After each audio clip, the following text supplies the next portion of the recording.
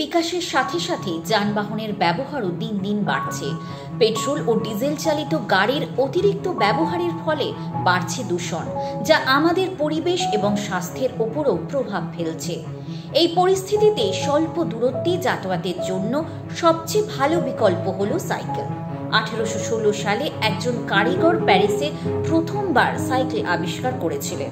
পরে 1865 সালে foot pedal চাকা আবিষ্কৃত হয়। তারপর ধীরে ধীরে সেই চাকা থেকেই সাইকেলের রূপ দেয়। সাইকেল চালানোর মাধ্যমে আমাদের প্রতিটি অঙ্গ প্রত্যঙ্গের দৈহিক সক্রিয়তা বজায় থাকে।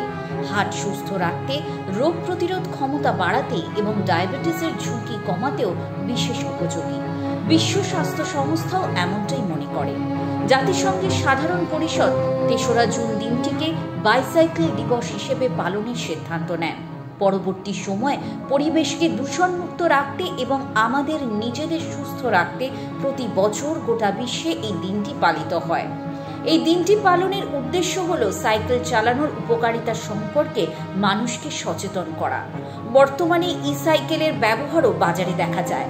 তাই নিজেকে সক্রিয় রাখতে এবং পরিবেশকে দূষণমুক্ত রাখতে বাইসাইকেল ব্যবহার করুন।